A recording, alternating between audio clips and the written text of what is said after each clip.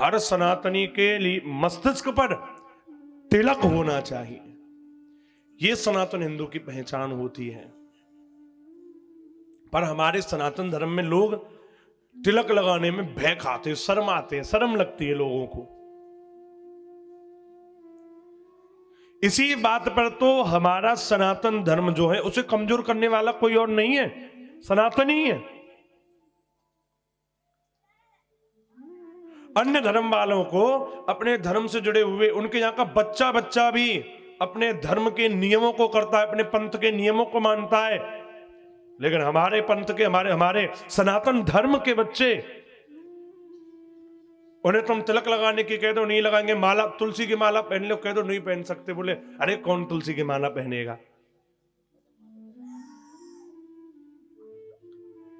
तो मस्तिष्क पर तिलक लगाने में लोगों को शर्म आती है।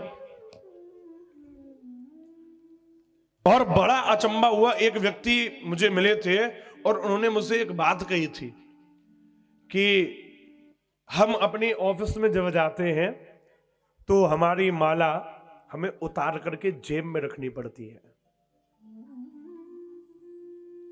तुलसी की माला हमें उतार करके जेब में रखनी पड़ती है, फिर हम उसे बाद में पहन लेते हैं।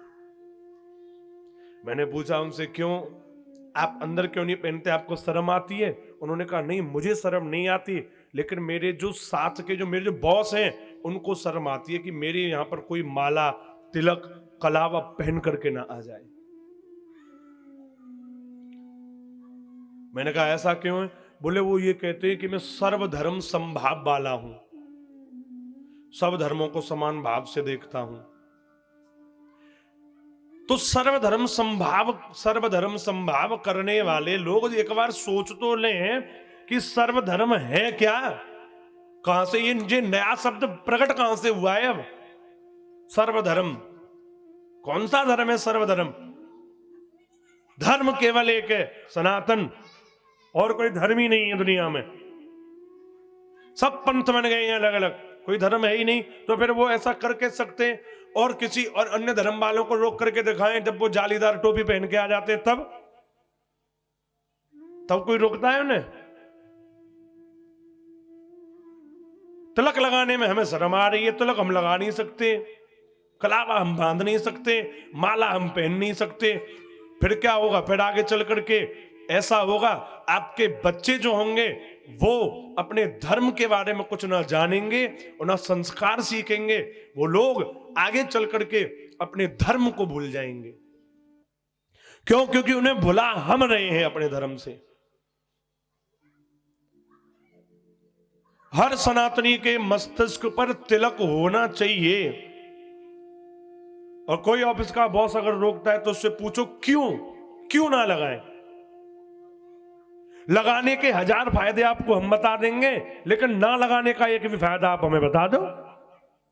क्यों ना लगाएं? तुलसी की माला क्यों ना पहने हम अपने गले में?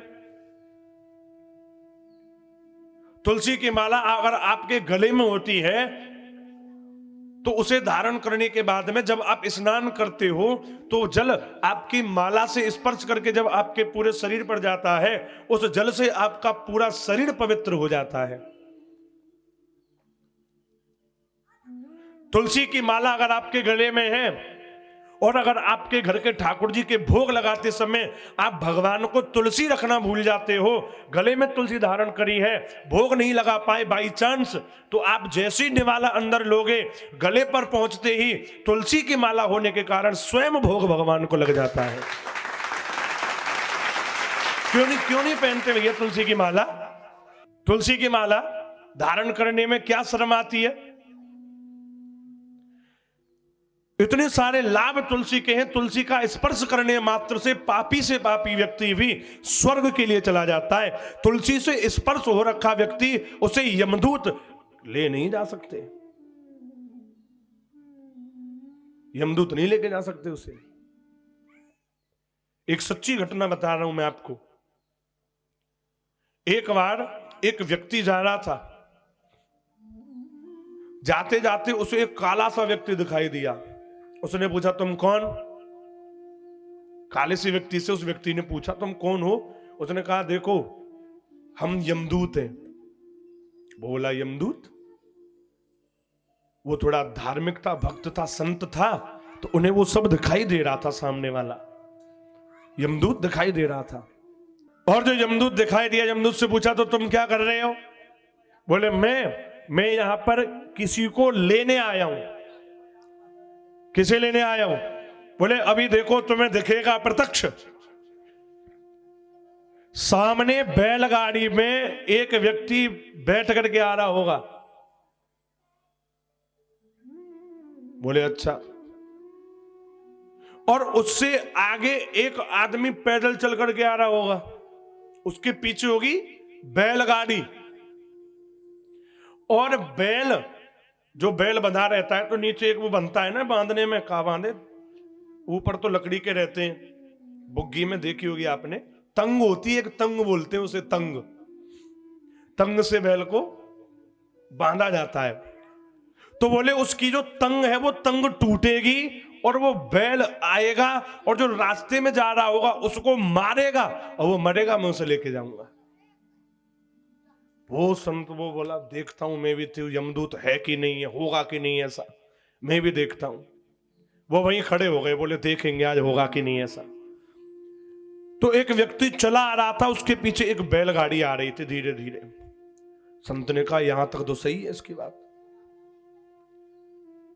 और चलते चलते अचानक उस बैल की तंग टूटी और वो बुग्गी को छोड़ करके, अपनी उस बैलगाड़ी को छोड़ करके वो बैल दौड़ा बड़ी जोर से, और इतनी जोर से दौड़ा रास्ते में चलने वाले व्यक्ति को सींग से उठा करके दूर फेंक दिया। और जैसे ही फेंका वो गिर पड़ा। बैल भाग गया। अब वो यमदूत वहीं खड़ा रहा। साधु बोले मर गया, ले जाओ इसे, तुम तो कह रहे थे मैं लेने आया हूं। बोला मैं अब नहीं लेके जाऊंगा। क्यों? तुम तो कह रहे थे जो जो तुमने कहा वही हुआ, अब इसे ले जाने में क्या तुम्हें दिक्कत आ रही है? बोले ले जाता, आया भी लेने ही था, मुझे भेजा ही इसे लेने गया, लेने के लिए यहाँ पे गया था, उसे लेकर के आना। और जैसे मैंने बताया वैसे ही इसके प्राण जा रहे हैं, लेकिन मैं इसे अब नहीं लेके जा सकता। क्यों? क्योंकि ये बैल ने जब उठा के पटका है ना, इसे पटकना जहां था ये वहां नहीं गिरा, जिस जगह ये गिरा है वहां पर तुलसी का पेड़, इसके तुलसी के पेड़ पर ये जाकर के गिर पड़ा है। अब इसे खींचने की शक्ति मुझ में नहीं है। इसीलिए तो मृत्यु जब किसी की होती है तो उसके गले में तुलसी दल डालते हैं ना, मुख में तुलसी दल डालते हैं, गंगा जल डालते हैं, इसीलिए डालते हैं। इतनी बड़ी महिमा तुलसी की है। तो तुलसी की माला कंठ में, गले में तुलसी धारण करो। और हर सनातनी अपने मस्तिष्क पर तिलक जरूर लगाएं।